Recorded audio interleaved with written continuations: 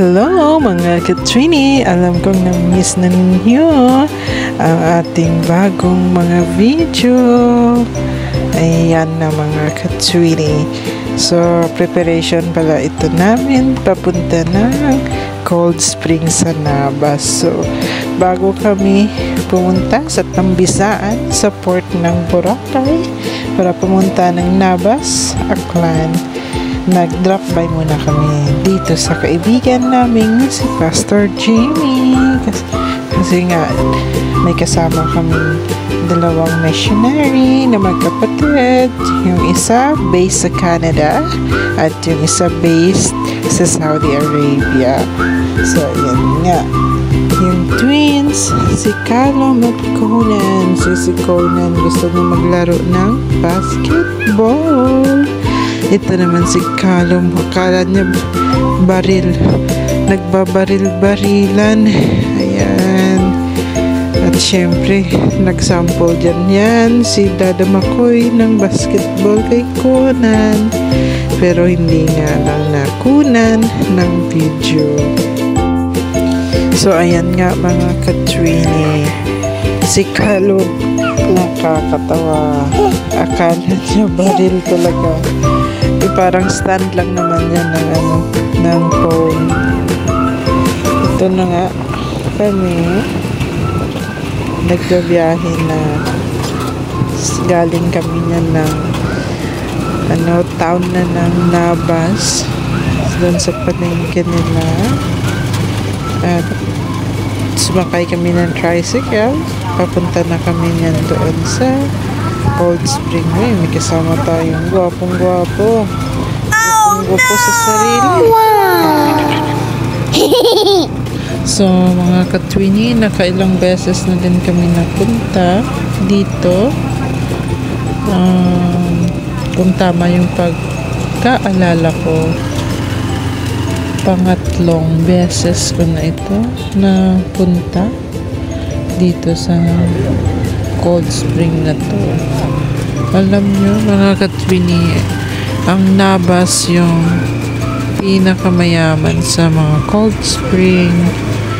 Tsaka meron pang isang lugar, pero ito talaga yung Nabas. Kumbaga ito yung parang tourist spot about sa mga cold spring. At tsaka nga, ayan, nag-drop by din ako sa na kaibigan din namin dyan na bahay.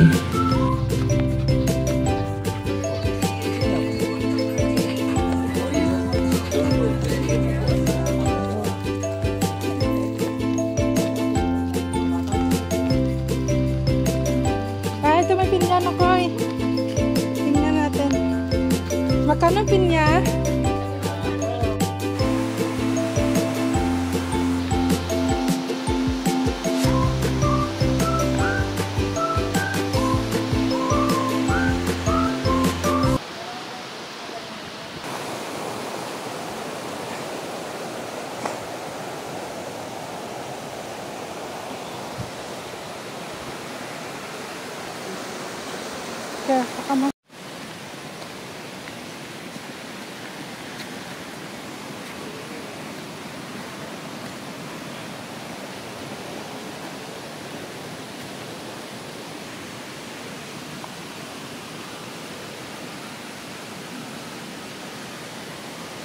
Dito nga mga Katwini, hindi ko na talaga kinaya ang bigat ni Conan.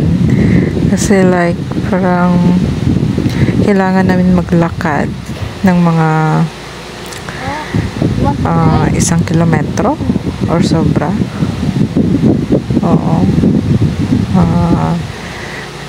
I think mga 1 kilometro siguro or sobra yung lalakarin para makarating ka doon talaga sa Cold Spring, doon sa pinakapuno.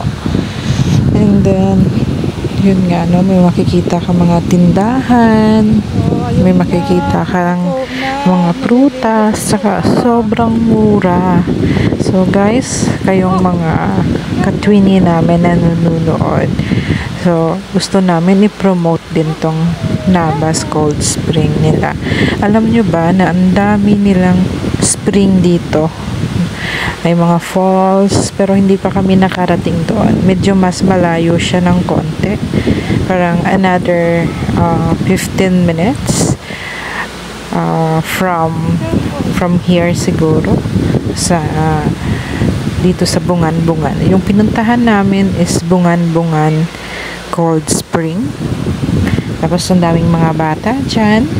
So, si Ma'am Lydia, yung missionary na kasama namin from Canada, na bisita doon sa Boracay Church, ay namimigay kami ng mga tracts. Yan yung mga tracts na mababasa mo kung paano magkaroon ng walang hanggang buhay or eternal life. So, syempre ngayon sa panahon natin, diba?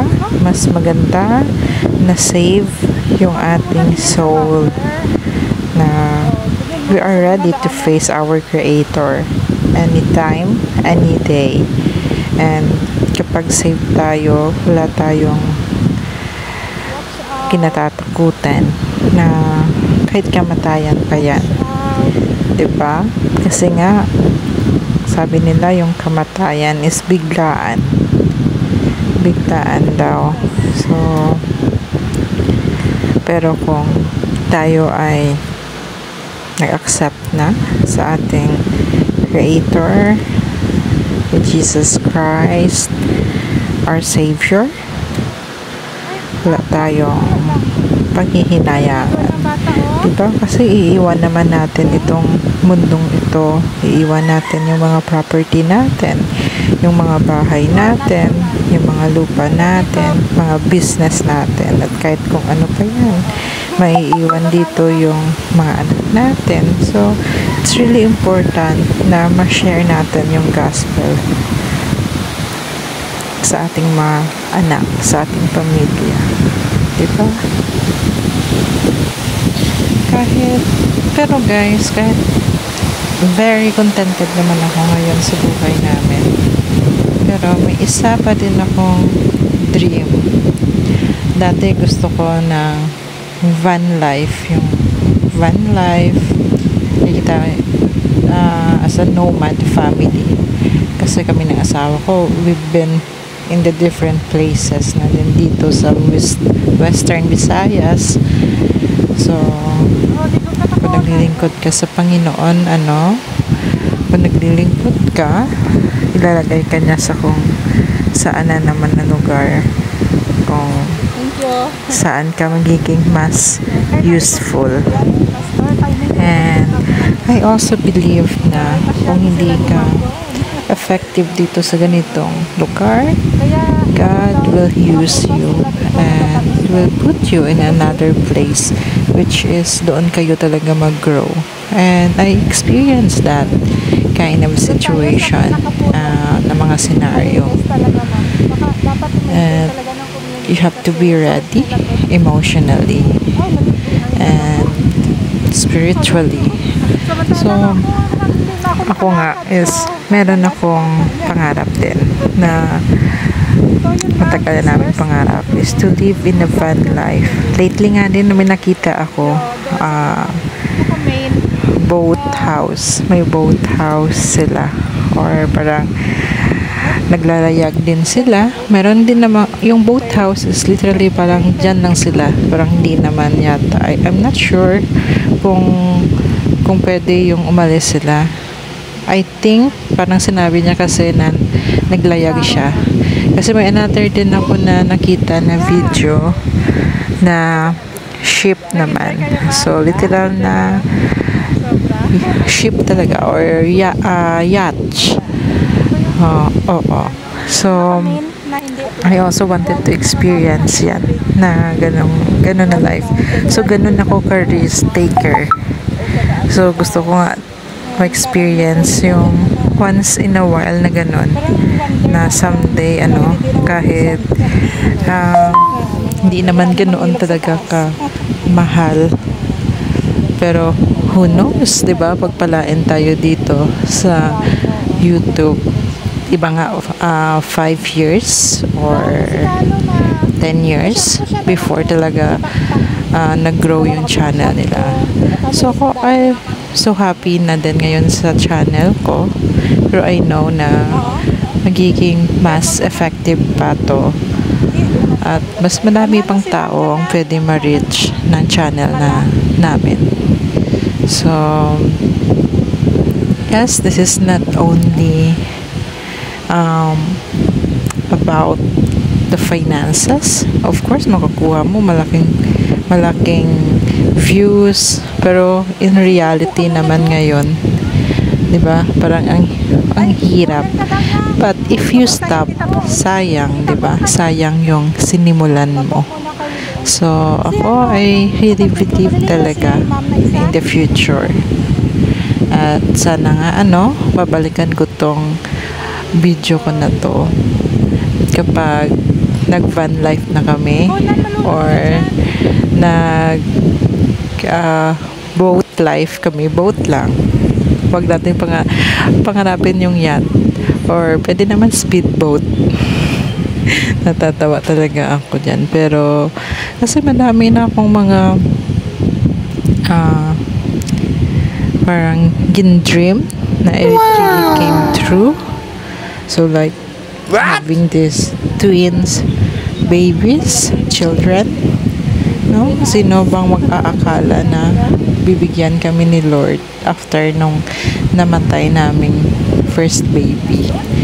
And there's a lot of heartaches, there's a lot of judgment, there's a lot of people will hurt you intentionally, but you have to go on and stand firm. Thank you pala mga ka-Twinnie sa inyong panonood, at kung ikaw ngayon ay nanonood at hindi pa nakasubscribe, please do subscribe, like, and share our videos. Thank you so much.